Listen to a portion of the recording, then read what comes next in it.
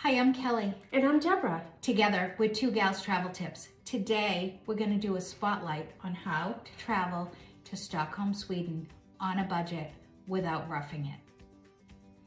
So, talking about the budget of $1,500, that's per person for how long? It's a 7-day trip. So, one of the most important things you need to consider is your flight. So, I always go based on what's on sale. You know, I'm open to almost any place. So if I find something that is on sale, I'll, throw it out there to the people I'm traveling with. Mm-hmm. So for example, we were going on girls trips every year for about 8 years. And if I found something on sale, I'd throw it out there like, what do you all think about XYZ? So that happened with Stockholm. So we found a great trip or great airfare to Stockholm, so we opted to go. So when we were putting together this video, I started searching for airfare, and I did find Stockholm round trip from Boston with a carry-on, not a check-in bag for $355. So that is I couldn't get it on my phone. So that's one tip. Is that I could get it on my computer, but I couldn't get it on my phone. So, and I was using the same website. So that's something to think about. Be sure you're like looking not only on your phone, but on your computer, because you might get two different prices. Yeah, absolutely. And I think keeping it under $500 in general, prices are going up a little bit right now, as we saw. Everybody's starting to travel again. But once you've researched how much the flights around can be, then you know when a good deal is. Right. Okay, how about the next most expensive in your budget? Hotel. So hotel. So once I found the airfare, I started looking for hotels. So when we went to Stockholm, we were able to find an Airbnb for a very reasonable price just outside of the city, and the public transportation system in Stockholm is excellent. Very good. So it took us about 15-20 minutes to get right into Gamla Stan, the heart of the city. However, we would generally plan about a year in advance, and now this is March, and I was looking at September. So we're about the 6-month mark, and a lot of the Airbnbs were already taken. But I did find a hotel in the city center that slept two with a private bath. You know, this is not a hostel, including breakfast for $342 per person. So that is right in line with the budget of $1,500, and it also saves you from having to eat a meal. So you could eat, a healthy breakfast, and usually they'll have like some fruit. You might want to take an apple for a snack. And then the other plus was the airport we're flying into, because it's a budget, is outside of the center. However, they do have a bus that goes from the airport to the city center, and the bus happens to drop off right in front of this hotel. So it's $11, I believe, for the bus round trip, and it's dropping you right in front of the hotel. So that's a nice feature of this hotel. Yeah, that's a really good feature. And if you're wondering, this hotel is called Hotel City. We're not paid by them at all. But in looking at them, they actually have wonderful reviews. The rooms are really nicely laid out. It doesn't feel like that it's kind of cramping your style in any way. Yep. And we found that on booking.com. And our dates, I believe, were September 7th through the 14th. And that is, again, that shoulder season that we're talking about. We've been to Stockholm at that time of the year. It was beautiful. Wasn't hot. Well, I don't know how hot it gets in Stockholm anyway, but it wasn't cold. Right? It was very reasonable. Yeah, it was beautiful. Beautiful city. Yeah. Now, parking and transportation to and from, and we had some other kind of added costs that we wrapped into our budget. Exactly. So you have to think that you have to drive to the airport. You have to park your car at the airport. Unless you live, say, in Manhattan, and you're going to take public transit to JFK. In our case, we live in Maine and we generally fly out of Boston. So we divided that cost by 4, and that included, our gas and our parking for our car. And in addition, we have to get a COVID test to return back to the US. Mm-hmm. So the more expensive option is the PCR test, but you can get, as long as it's not a rapid antigen, you can get an antigen test as long as it's resulted within 24 hours. So right now, as we speak, that's the rule for the US. Whether you're vaccinated or not, you have to get a COVID test to return back to the US. And that can be an antigen test, which is less expensive than a PCR, cannot be a rapid antigen, and that will allow you entry back into the US. Another issue about COVID is that you need to look at every country's requirements to enter, and you have to check often. So, because, as we know, it's changing all the time. So a lot of countries have their own app that you have to download your passport information or your COVID information. If you've been vaccinated, when you've been vaccinated, if you're vaccinated before 2 weeks before you travel, if you need a PCR test in order to go or not go. I didn't include any of that because it's changing all the time. I mean, I could tell you this today and tomorrow it would be different. So you really have to keep up on that based on where you're going. The other thing that's excluded is a visa. You don't need a visa at the time of this, taping to enter Stockholm. So that's a cost that you don't have to experience to go to Sweden. We are exempt from any visa, US citizens, to enter Stockholm, Sweden. Yep, it's called a reciprocal country. The next most expensive item is food. Food. So we've kind of, saved a little bit of money by, eating a healthy breakfast at the hotel. We're gonna get a kind of a quick lunch on the go. We have a $57 per person per day budget. So that's a reasonable budget, even in an expensive city like Stockholm.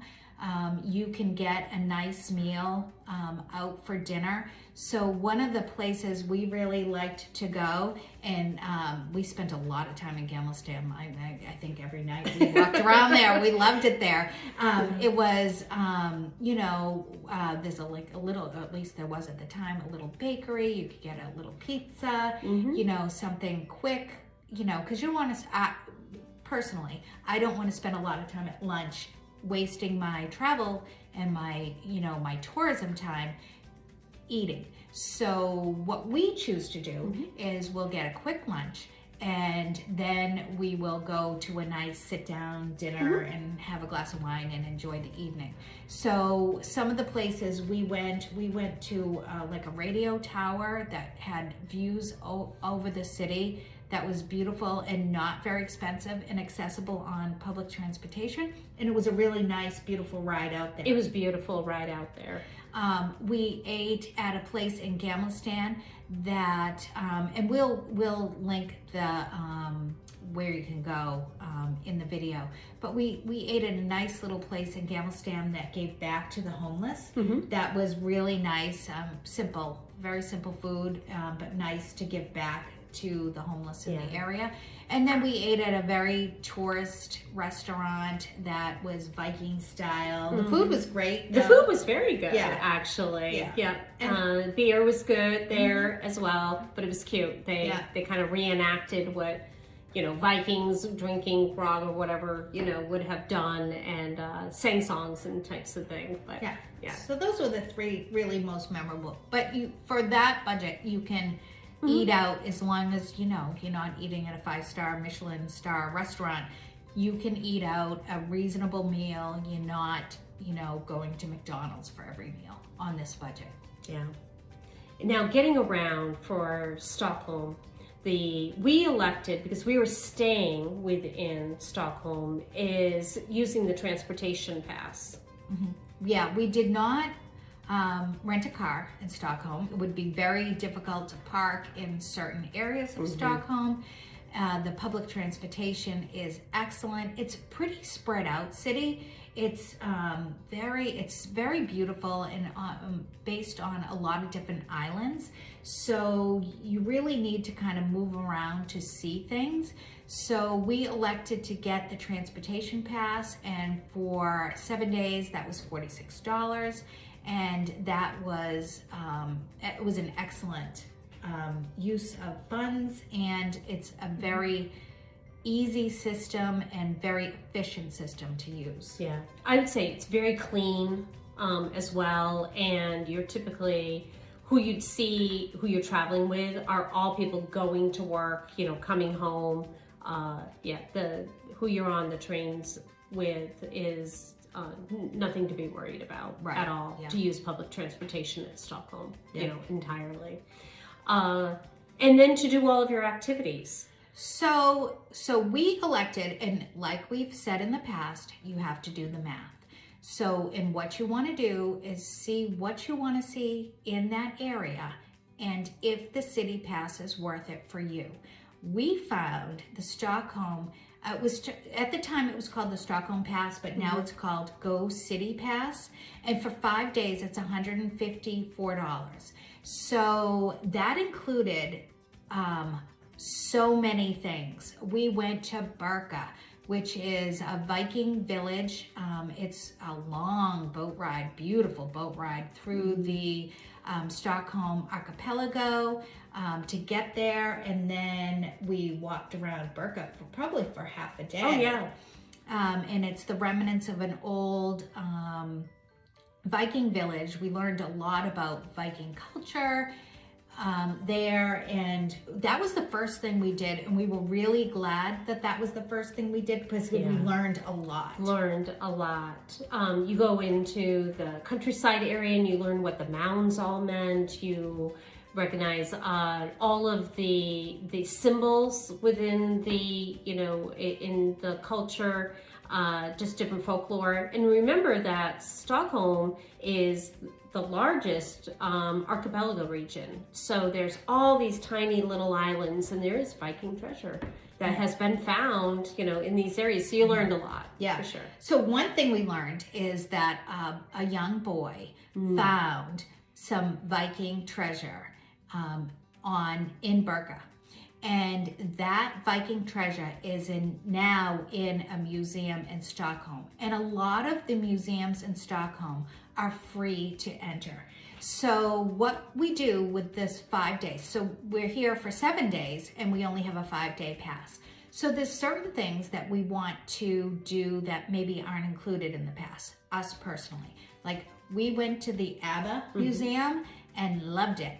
And that, at the time, we got a discount.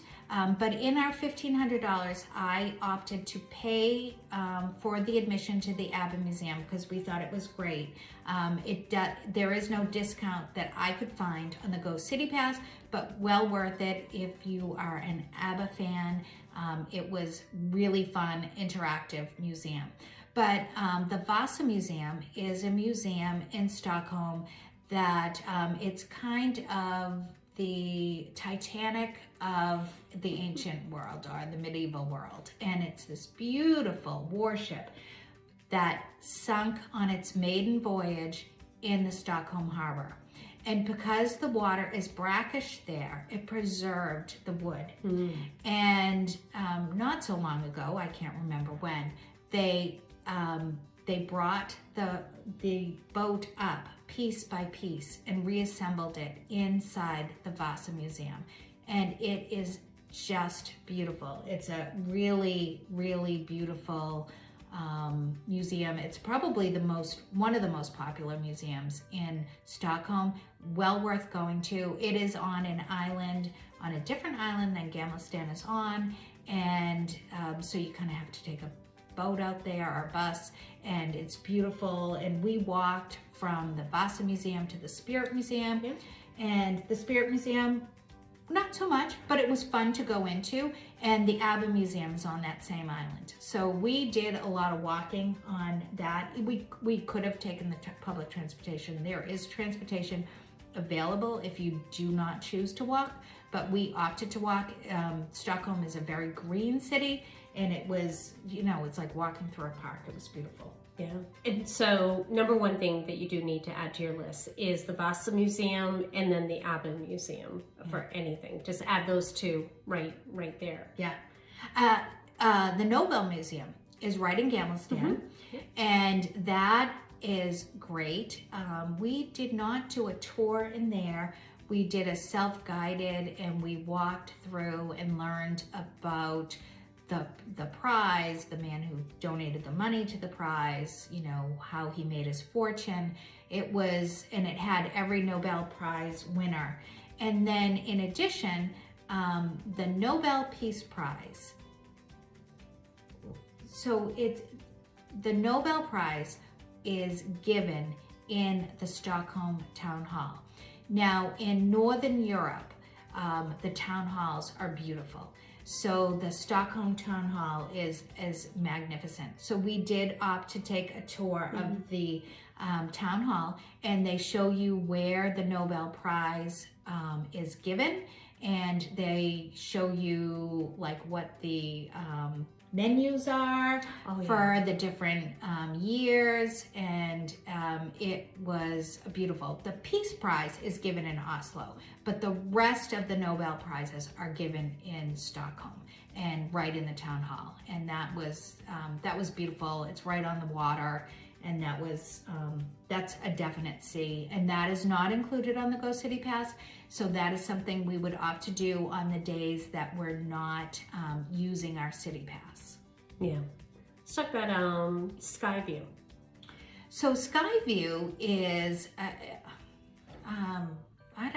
Ferris wheel with, I don't really know how to it's this round ball, and on the outside of the round balls, you go into glass round balls, and it goes around in a sphere, and it gives you a beautiful view of the city, and that is included in the Go City Pass. It's not right in the heart of Stockholm. It's a little bit out. It's in Stockholm, but on the outskirts.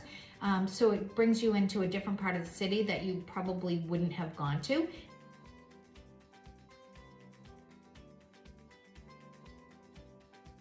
There's a couple of other places that stand out, like the Old Haymarket. That's a really nice place, right? Not quite in Galveston, it's just a little bit outside of there. It's a market, all the vendors go there, so there's food and cultural food that's available, and vendors, so it's really worth to see. And it's been standing there for hundreds of years, so that was where trading took place. Yeah, we did the hop on, hop off bus, which was really fun. That's another, we always start our trip with, the walking tour to kind of get our feet wet.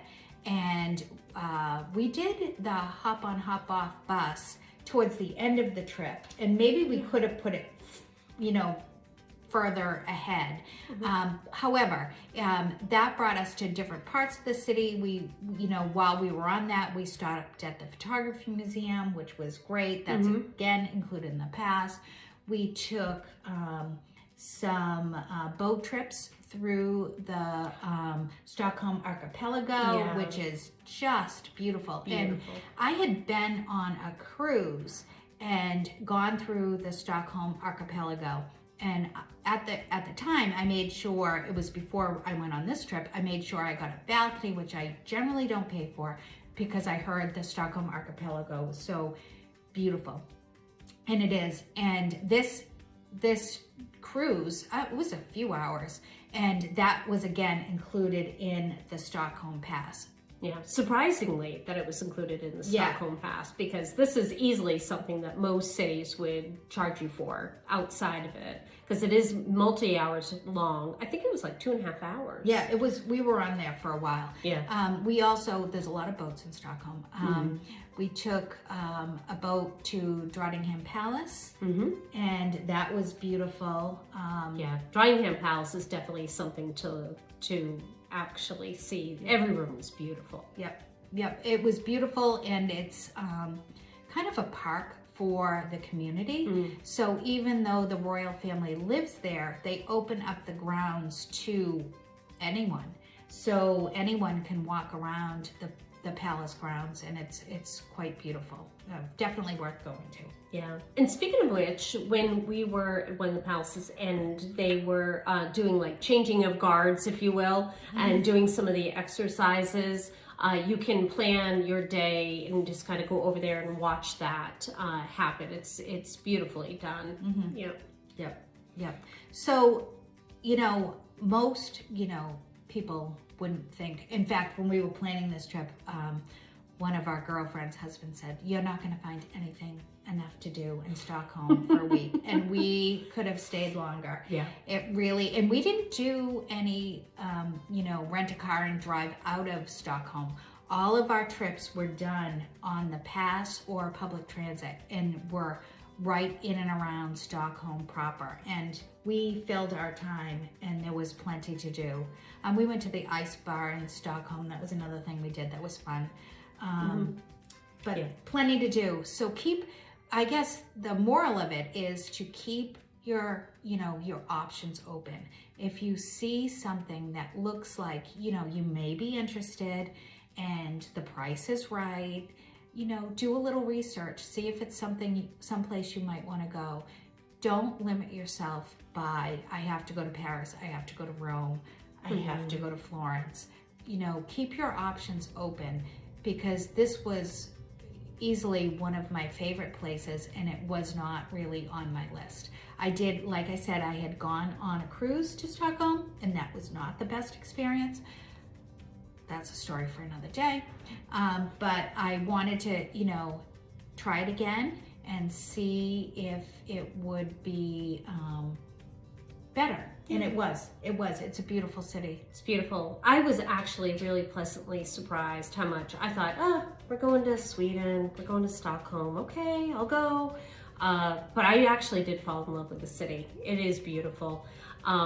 If you're looking for places and what do you see and what do you know that's there, and you really don't even know where to start, look for that city's pass, and it will list all of its activities, and then just start researching. Like, would that be of interest to me? I would love to go to a modern museum or a natural history museum, or something that's more geared if you're traveling with children. They actually have a toy museum as well, and all kinds of different interests. And if you're just not a museum person as well, that there's different, like we said, there's the boat rides, and then there's the living history, events that are going on. The one thing we didn't talk about is that we did a free walking tour. Right. And that was great. We learned about